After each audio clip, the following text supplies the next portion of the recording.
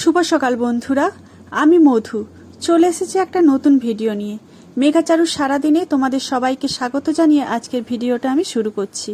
প্রথম থেকে শেষ পর্যন্ত দেখতে থাকো, আশা করছি খুব ভালো লাগবে। আর তোমরা যে যেখান থেকেই দেখছো, আশা করছি তোমরা খুব ভালো আছো আর সুস্থ আছো। আর আমার ভিডিওর মধ্যে যদি কোনো অংশ তোমাদের ভালো লেগে থাকে তাহলে একটা লাইক করে দিও, আর আমার পরিবারের সদস্য হয়ে পাশে থেকো।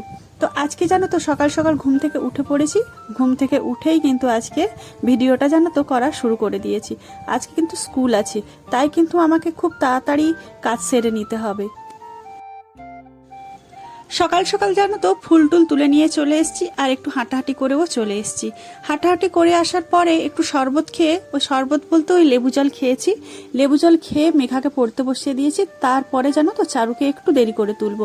চারুকে কেন দেরি করে তুলি বলো তো? চারুকে যদি তাড়াতাড়ি তোলা হয় না, আবার ঘুমিয়ে যায়, আর ওর দিনটা খুব খারাপ যায়।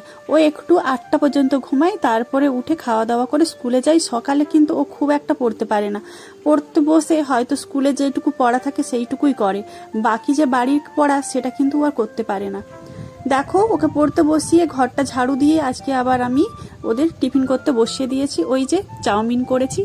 খুব একটা চাউমিনে কিছু দিইনি, কেন বলো তো দিই না, ওরা আবার ওখানে খুব বেছে বেছে খায়। আর এই বাড়িতে করলে অনেক কিছু সবজি দিয়ে বানিয়ে দিই, তখন হচ্ছে যে কিন্তু বাঁচতে পারে না। আমি একটু ভয় দেখালে তখন হচ্ছে যে খেয়ে নেয়। তো দেখো ওকে স্নান টান করে রেডি করে দিয়েছি। আর আজকে আমি ভাত টাত কিছু করিনি, কারণ কালকে হচ্ছে যে ওই যে একটু পোলাও আর চিকেন করেছিলাম। সেই রাতের চিকেনটা হচ্ছে যে আছে, রাতে করেছিলাম, আর সেইটা আছে, গরম করে দিয়েছি। আর ওদেরকে দেখো আমি ওটাই খেতে দিয়েছি। আর আজকে তো ওরা খুব খুশি, মানে বক বক খুশি, মানে খুব খুশি, যে অনেক খুশি, যে এরকম খাবার থাকলে কিন্তু ওরা খুব বায়না করে না, ঝটপট করে খেয়ে নেয়। আজকে খুব তাড়াতাড়ি ওরা খেয়েও নিয়েছে। খাওয়ার পরে ওরা রেডিও হয়ে গেছে। ওদের রেডি হওয়ার পরে দেখো আমি ওদের স্কুলে পাঠিয়ে দিয়েছি। আজকে কিন্তু ওর বাবা আছে, সেই জন্য আমাকে তাড়াতাড়ি আর করতে হয়নি। কেন বলো তো? না হলে আমাকে রেডি করতে হয়, ও রেডি হয়, ওদেরকে রেডি করি, আমি রেডি হই, বাবা এত ঝামেলা না, মানে নাজেহাল হয়ে যাওয়ার মতো। আজকে ওই দিক থেকে একটা নিশ্চিন্ত যে ওর বাবা আছে, আজকে দিয়ে আসবে। ওর বাবা মানে দিয়ে আসার পথে দেখো ব্যাগটাকেও নিয়ে গেছিল একেবারে। দেখো আজকে বাজার টাজার কিন্তু করে নিয়ে আসছে।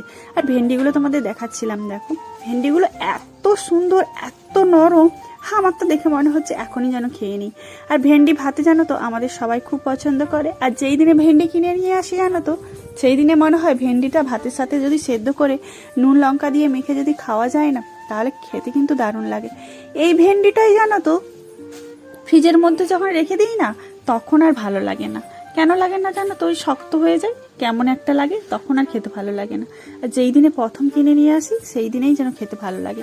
আর রাতে দেখো ওই যে খেয়েছিলাম না, একটু পোলাও টোলাও হয়েছিল, সেই জন্য একটু ওই যে কাঁচের প্লেট হচ্ছে যে সবাই ব্যবহার করে আর কি, ওইগুলোই দেখো ধুয়ে টুয়ে হচ্ছে যে একটু রেখেছি। আর ওরা একটু পছন্দও করে যে একটু কাঁচের জিনিস হলে একটু ভালো হয়, ওই যে সেই জন্য হচ্ছে যে ধুয়ে টুয়ে রেখেছি।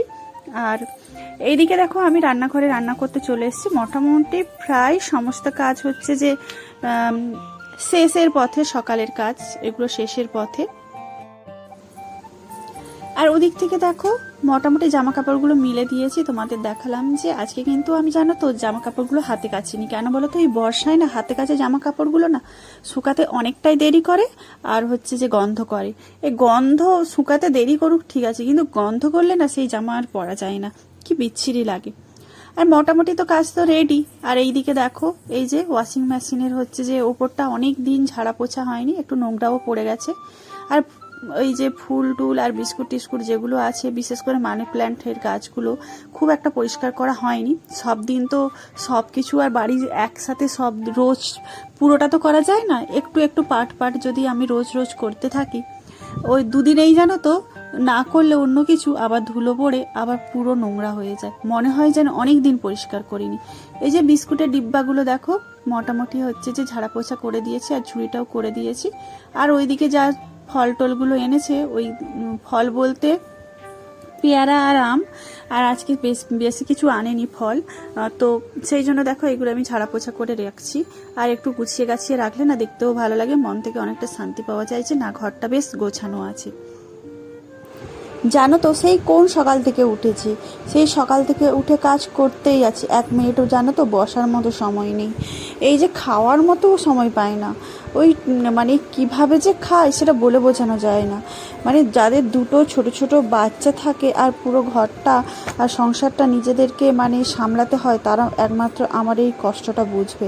মানে বসার টাইম পায় না, ওইদিকে জানো তো রান্না বান্না বসিয়ে আবার মানে যেইটুকু সময় পাই আবার সেইটুকুও মানে কাজ করতে শুরু করে দিই। আর এই দেখো এই সব যদি না করি, মানে দুদিন যদি না করি এতটা নোংরা হয় না, মানে পরে যদি করি না আবার যে আরও বেশি কষ্ট হয়। বেশি মানে নোংরাটা যত বেশি পড়ে না তত মানে পরিষ্কার করতেও খুব কষ্ট হয়। শুধুমাত্র যে এইটুকু করলেই হবে সেটা কিন্তু না। আজকে যেহেতু হাটবার থাকে না, হাটবারে বাজার করা হয় আর রান্নাঘরটা তো পরিষ্কার করা থাকে। রান্নাঘরটা তারপরে ওই বাজারের ব্যাগ নিয়ে আসে না, আলু পেঁয়াজ যে নিয়ে আসে না, আলুর সাথে আর পেঁয়াজের সাথে যে নোংরা ধুলোগুলো থাকে না, পুরো রান্নাঘরটাই হচ্ছে যে নোংরা হয়ে যায়। তারপরে কিন্তু আবার ধোয়াতেও হয়, না ধোয়ালে জানো তো ওই যে রান্নাঘর থেকে যে পা দিই না, পায়ে পায়ে নোংরাগুলো আবার পুরো ঘরে ডাইনিংয়ে পুরো ছড়িয়ে যায়। আর যে এই যে দেখো 2 রকমের আম এনেছে, আম 2 রকমের খেতে বেশ দুটোই বেশ খেতে ভালো লেগেছে। কিন্তু আর ওই যে ছোটো ছোটো আমগুলো দেখছো না, ওই আমগুলো যেন মনে হয়েছে যে আরও বেশি ভালো।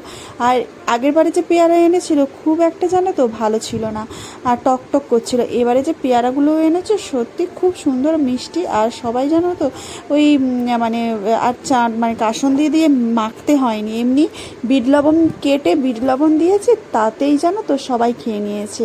আর আনার সাথে সাথে জানো তো আমার পেয়ারা খেতে খুব ভালো লাগে। আর টাটকা টাটকা পেয়ারা খেতে যে একটা শক্ত করকরে আর মুচমুচে একটা বেশ ভাব লাগে না, আর পরের দিন হয়ে গেলে না ওই যে দাঁত পড়ে যায়, মানে দাঁত বসে যায়, একটা নরম নরম হয়ে যায় না, ওইটা খেতে না কিন্তু একদম ভালো লাগে না। আবার ফ্রিজে রাখলেও সেই পেয়ারা খেতে ভালো লাগে না। যেই দিন হাট থেকে নিয়ে আসে সেই দিনই শুধুমাত্র পেয়ারাগুলো খেতে ভালো লাগে।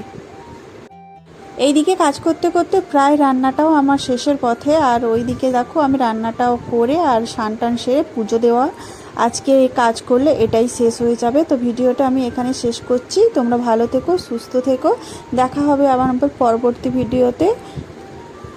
আমার এই ভিডিওর মধ্যে কোনো অংশ তোমাদের ভালো লেগে থাকলে তাহলে একটা লাইক করে দিও আর আমার পরিবারের সদস্য হয়ে পাশে থেকো। Tata, bye bye.